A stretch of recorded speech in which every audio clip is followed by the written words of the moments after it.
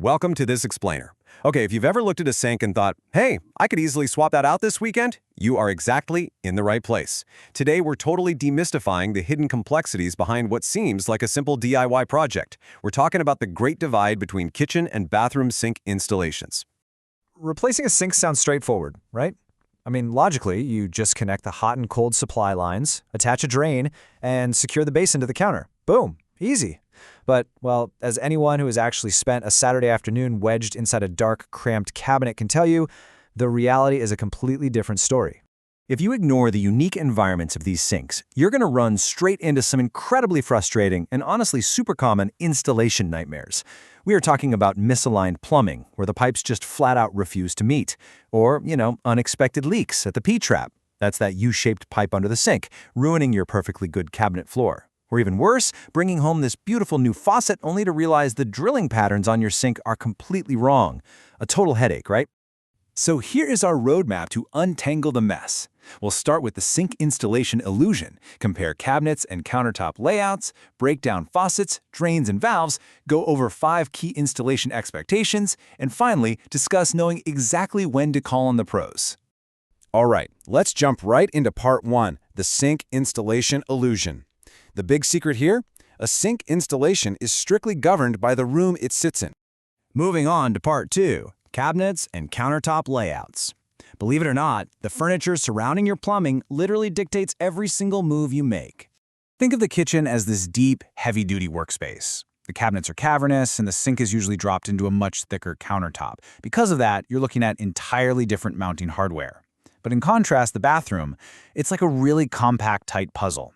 Vanities are built narrower, they sit at a shorter height, and they pretty much force you to fight for every single inch of real estate.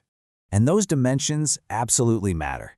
In a typical kitchen cabinet, you generally have plenty of depth for routing all your drains. But in a bathroom, that compact vanity space means your P-traps and shutoff valves are squeezed into a tiny little box. These dimensional differences directly dictate exactly where your drain outlet sits relative to the cabinet floor and how much room you actually have to make your connections. It's a real game changer. Which brings us to part 3, faucets, drains, and valves. The crucial point we need to look at here is how these completely distinct spaces affect the actual hardware you're trying to install. Let's break down the hardware across both rooms. For faucets, kitchens generally need that high arc clearance, while bathrooms rely on standard hole spacings. Moving to drains, kitchens handle really heavy use and extra appliances. Bathrooms, though, are all about tight alignment. And finally, for valves, kitchens offer a lot of routing flexibility, whereas bathrooms rely on compact shutoffs tucked away behind access panels. Looking a bit closer at the top side fixtures, bathroom faucets are fairly standardized. They just mount right to the sink deck or vanity top, matching common hole drilling patterns. But kitchen sinks, they demand specific heights and reach, especially with those super popular high-arc pull-down sprayers.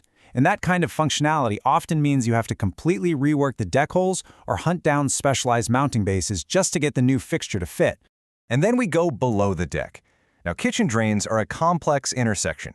They have to accommodate dishwasher connections and garbage disposals, which requires a heavy-duty trap and a tailpiece, that's the straight pipe connecting to the sink, just to handle the load. But bathroom drains present a completely different headache, dodging vanity drawers indoors. You have to carefully align your simpler drain lines just so the cabinet can actually close without hitting anything. Then we have the water supply shutoffs. Kitchens often allow for really flexible routing because the cabinets are basically cavernous and might even feed nearby appliances. Bathrooms, however, use compact models tucked behind access panels. And let me tell you, if those bathroom valve positions don't perfectly match your new sink, you might find yourself altering piping lengths or making a frustrated dash back to the hardware store for compact, compatible models. All right, let's look at part 4, 5 key installation expectations. This right here is our ultimate problem-solving checklist for literally any sink installation. To avoid hidden water damage and completely ruin cabinets down the road, you really need a strategy that covers 5 overlapping steps. We're talking clearance planning, a rock-solid seal strategy, precise alignment, full system compatibility, and leaving enough access for future maintenance. Let's break those down a bit. First, clearance and seal. You have got to ensure that your trap, supply lines, and valves fit perfectly without kinking or hitting the cabinet walls. For your seal strategy, using the exact right sealant or gasket for your specific sink type is absolutely critical to keeping water contained, especially depending on if your sink drops in from the top or mounts under the counter, because each of those requires a totally different approach to sealing the whole shebang. Next up is alignment and compatibility. The crucial point here is matching your drain outlet heights and faucet holes before you do any final tightening. Actually, scratch that, it's not just crucial, it's mandatory. Confirming that alignment early on and accounting for system compatibility like dishwashers and disposals will save you from the absolute nightmare of having to completely dismantle a finished setup just because one single pipe was a quarter inch off. Finally, Part 5, Knowing When to Call Pros. We are officially moving into the solution phase here, which means setting concrete expectations and being honest about knowing your limits. No matter which room you're in, always walk through these 3 golden rules. 1. Measure carefully. 2.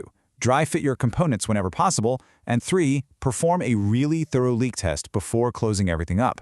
Honestly, I cannot stress step 2 enough. A dry fit, putting the pieces together without any cement or final tightening, is literally your absolute best defense against unexpected sizing issues. There's a fantastic rule of thumb to remember from our source material here. Ultimately, the difference is less about the sink itself and more about the surrounding plumbing environment. And I think this brilliantly illustrates our main takeaway today. The room's constraints, the cabinets, the clearances, the hardware compatibility, those are the real bosses of your project. And here is some highly practical advice to take away from this explainer today. If you are ever unsure about drain line compatibility, local venting codes, or trap connections, just stop. Seriously, if the puzzle pieces aren't fitting securely or local building codes start getting confusing, there's no shame in it. It is absolutely time to consult a licensed plumber. So after breaking down the complex anatomy of these 2 very different spaces, I just have to ask you, are you ready to navigate the hidden constraints of your next weekend DIY project? Or is it time to put down the wrench and call in an expert? Take a really close look under your cabinets, always remember to measure twice, and whatever you decide, keep learning.